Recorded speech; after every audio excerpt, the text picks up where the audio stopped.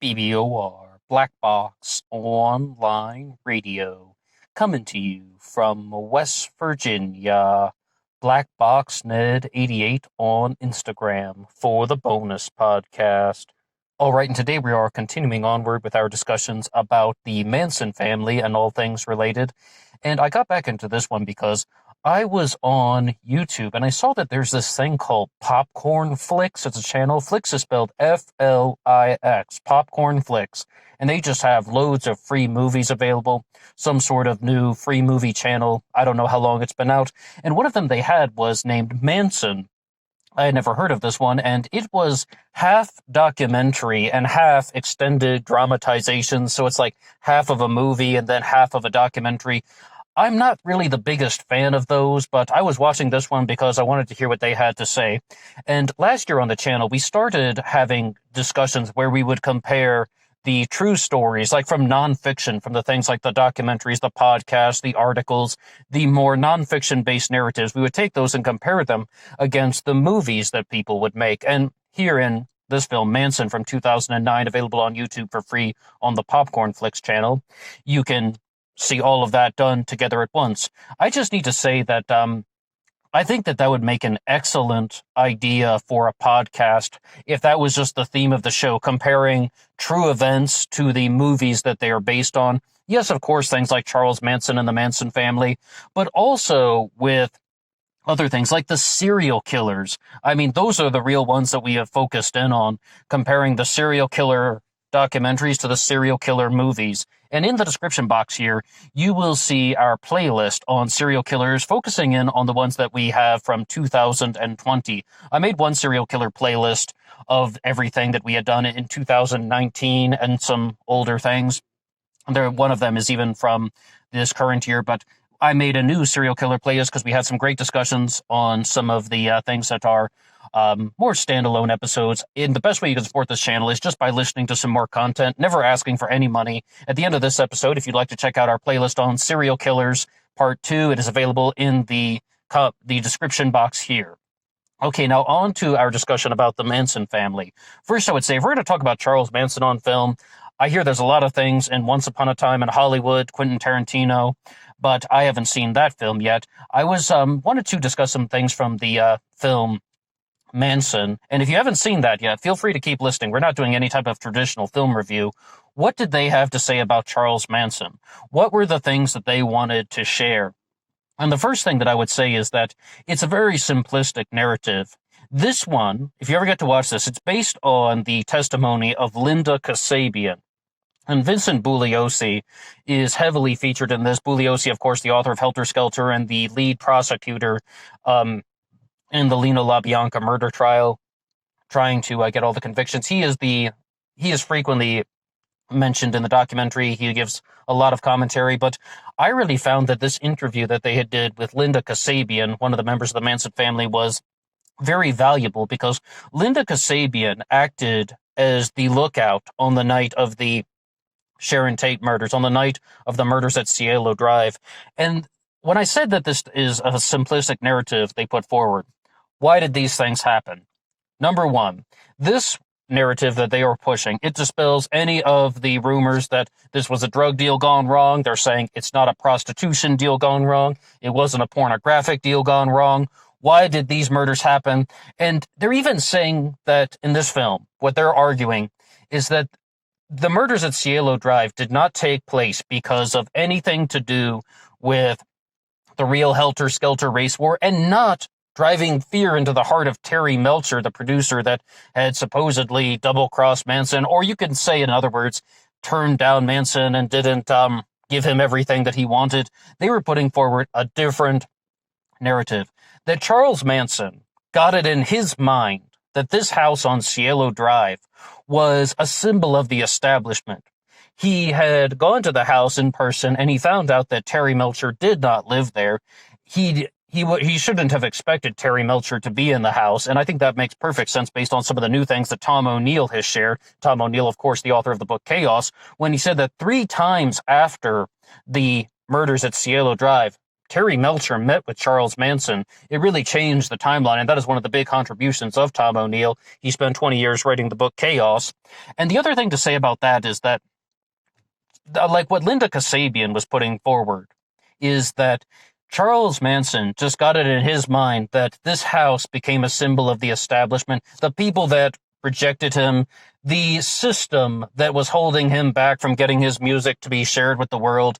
And they're also going down the pathway that this was not a real helter-skelter. There was no race war. There was no concept of let's just try and start a bunch of murders, blame it on the blacks, and then they're going to go out into the desert and live in a bottomless pit. They're like, oh yes, Charles Manson talked about that, but in reality, he was unleashing his frustrations on the quote-unquote system of the entertainment business and the music business and just the industry itself by sending this statement. In short, it was a move to exercise power, if you will. Some of the other things that they put forward that were not said, but I felt that they were implied or insinuated about Charles Manson and the murders at Cielo Drive, as well as the LaBianca murders, were that this was done also to get Charlie off the hook. Charles Manson wanted his followers to commit the murders so that he would not be held responsible. And this is one of the things that they are frequently talking about that I think can still hold a little bit of weight. Even when I was watching the LA Times documentary about Charles Manson, there was a woman in there who was still saying, no, the motive for these murders was to get Charles Manson to drive fear into the heart of Terry Melcher. That's why these things happened. And that really does not appear to be the case as sending a message to the establishment or exercising power over the establishment and the music business, the entire industry itself, the entire Hollywood community itself, the LA artistic and entertainment elites, sending that type of message, as we said, much more than a message, exercising power over them and getting his followers to commit the murders, so thinking that he would not be blamed for it, he would not be held responsible, but of course that backfired, and Charles Manson was sentenced to life in prison. Some of the other things that Linda Kasabian shared about how Charles Manson operated were that, or we should say not only Manson, but also the entire family. Like some of the details that she shared about these events were that after the murder took place, Linda Kasabian is acting as the lookout. Tex Watson is entering into the house. He sees Stephen Parent in the driveway.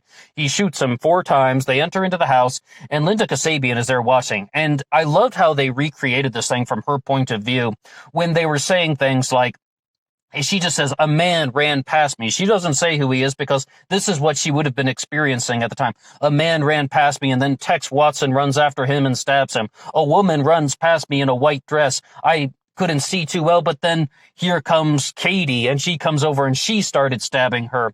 So really trying to dispel any notion that there was any other person involved. There wasn't any type of serial killer that was operating these things. It's one of the alternative theories. And there also wasn't anybody from the drug underworld that was also there that was taking credit for any of this.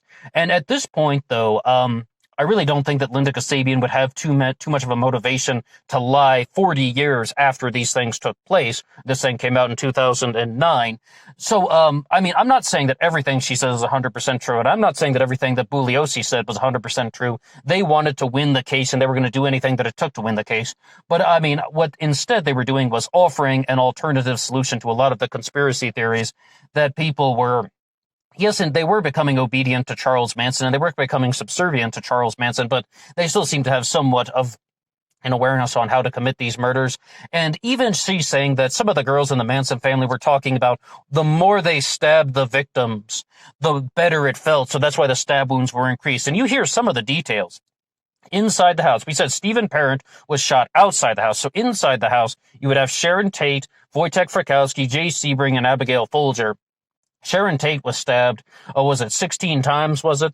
And then Wojtek Frykowski was stabbed over 50 times. And I have to tell you, that does appear to be some type of a revenge killing. That's why a lot of people believe that Wojtek Frykowski was involved with the drug trade. They believe that Wojtek was involved with all sorts of illegal activities, and he was the boyfriend of Abigail Folger, who was the heiress to the Folgers' coffee fortune. And then they're like, Abigail Folger must have been the source of Wojtek's money, and he's using her money to buy large quantities of drugs. And I guess all complicated into a bunch of different possible theories. And I should be very clear, I do not dismiss that entirely. I do not know 100% that there wasn't any type of drug deal gone wrong or prostitution deal gone wrong, because, as we mentioned, if this house has become some type of symbol of the California elites, very specifically talking about the entertainment elites, but who knows who else could have been involved, then the big thing to say about that is it possible that any of these people had previous interactions with all of these individuals, Wojtek Frykowski or Sharon Tate or Abigail Folger, Jay Sebring? Sharon Tate and Jay Sebring were heavily connected to countless individuals, and Abigail Folger came from a family of money that was connected to like countless important individuals. Who knows exactly every detail that would have happened.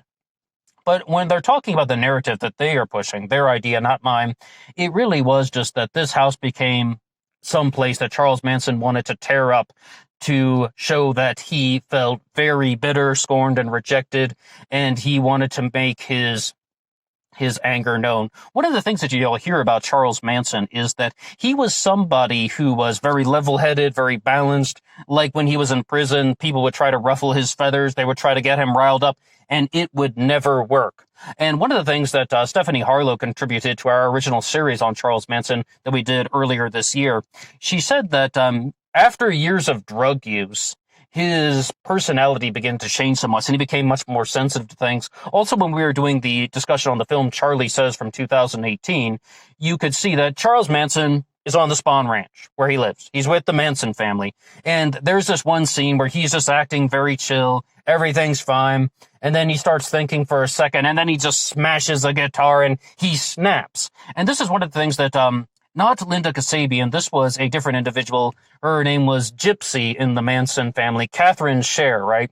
She was talking about how one day Charles Manson had that exact type of reaction with her. He just snapped. He threw her on the ground. He started punching her, hitting her, and kicking her, and he would snap like that. He was a very explosive individual when he chose to be. And there are even other scenes that they recreated talking about how Charles Manson is trying to lead these sessions where they're all tripping on LSD, and Leslie Van Houten starts talking.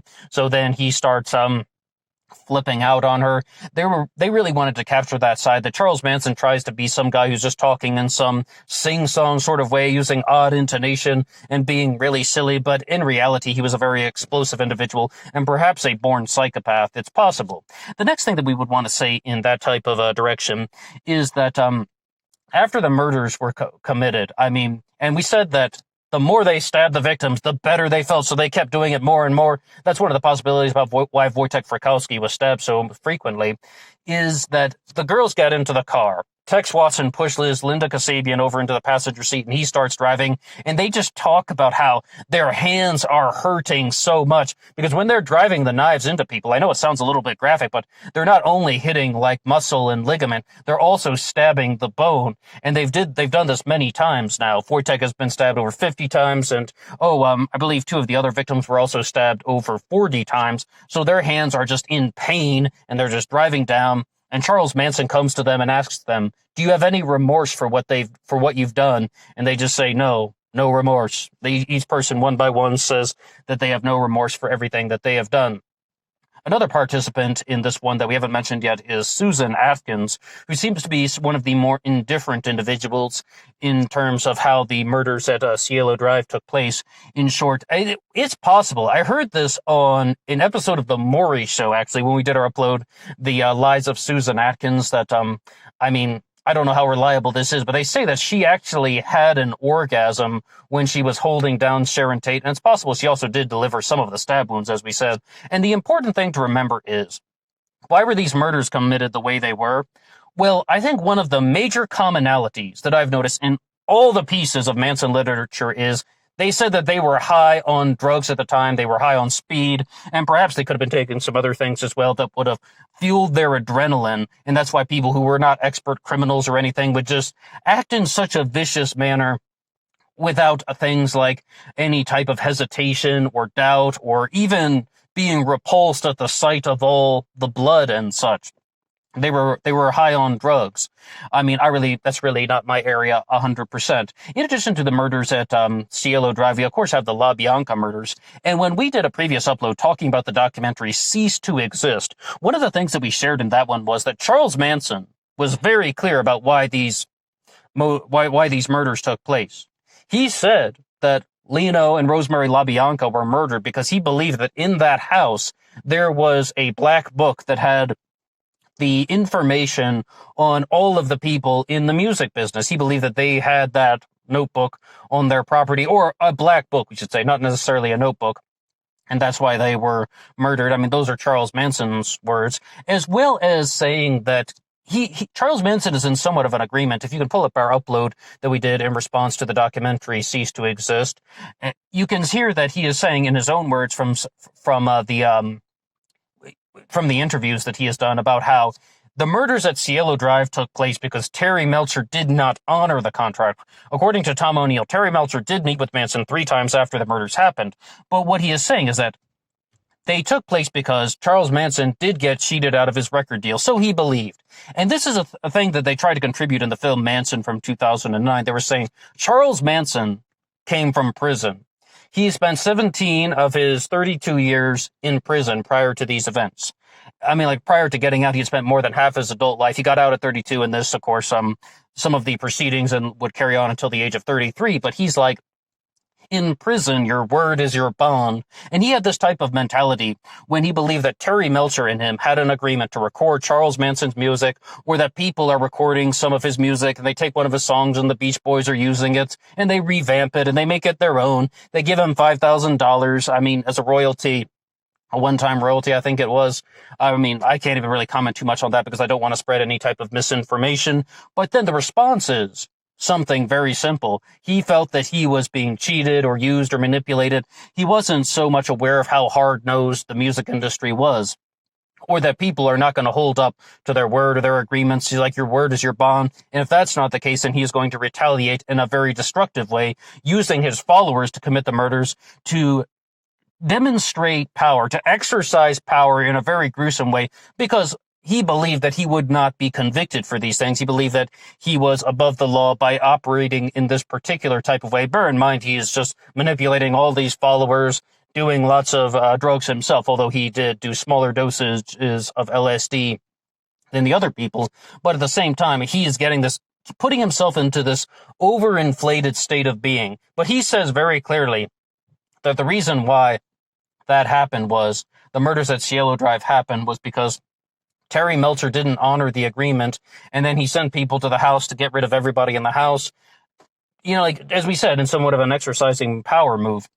He had no idea that Sharon Tate was an actress. He didn't know her personally, so he claims. I mean, it's always possible that somebody's lying, but they're just trying to put forward the more simplistic narrative that it was an attempt to wreak havoc on the entertainment elites of California.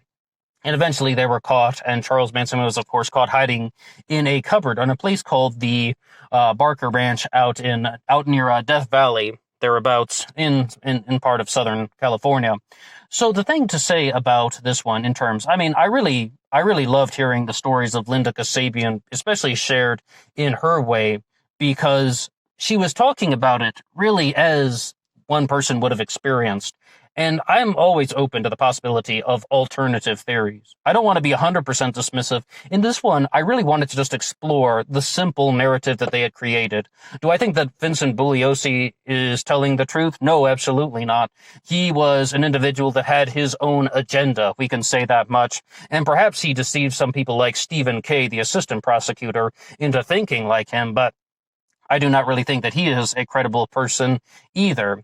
When it comes to the CIA involvement with Charles Manson, and that this was a CIA plot, I think that perhaps there is a case where they want to show the entire nation, look, sex, drugs, and rock and roll will make you go crazy. I don't think that is something that should be dismissed too easily. But in terms of how it would have functioned, number one, when they say that Charles Manson was an informant, they mostly mean that he would have been doing the CIA's bidding, or that he would have been operating in a way in which they could monitor and observe him. He is acting on their behalf with or without his knowledge, similar to the term useful idiot, someone who is doing someone else's work and they aren't aware of it.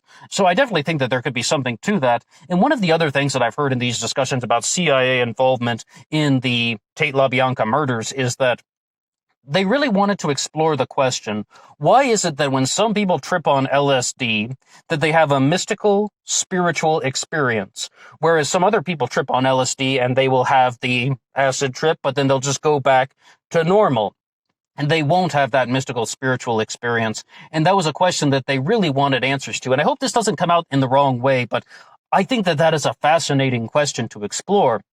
So, but I would never justify or condone doing experiments on people against their will, as well as just trying to see how do people respond to LSD and can they operate in a particular way and will they become submissive and subservient. And Linda Kasabian also said that people were acting in a robotic way, like this whole thing about they're turning them into robotic killbots or something like that. She's concurring all of that. But the other thing that I would just like to finish with is that, in terms of just the CIA did some experiments and they wanted to see how people were going to behave under certain conditions, that would be very evil, especially if you're going to look at how innocent people like everybody at Cielo Drive, the LaBiancas, Gary Hinman, and Shorty Shea, everyone who's connected to this, would have been murdered because of CIA observations and the desire for study. I'd say that that's pretty bad. But the alternative to that is that the CIA involvement is questionable. And Tom O'Neill said very clearly, when he learned that Charles Manson was an informant, somebody just told him he was an informant. And Tom O'Neill is asking the guy, well, an informant for whom? And the response was, you will never know. All right, what do you have to say about anything that we put forward? And once again, if you'd like to see the film Manson, it is available here on YouTube for free on the channel Popcorn Flicks. Flicks is spelled Flix. And it is, as we said, available for free. And also, if you'd like to hear some content on serial killers, please visit our playlist in the description box here and drop some comments in the section below. I want to hear from you. And if you like this upload, you can hit the like button. And if you haven't subscribed yet, you're welcome to do so. I will see you guys on Instagram for the bonus podcast. Until next time.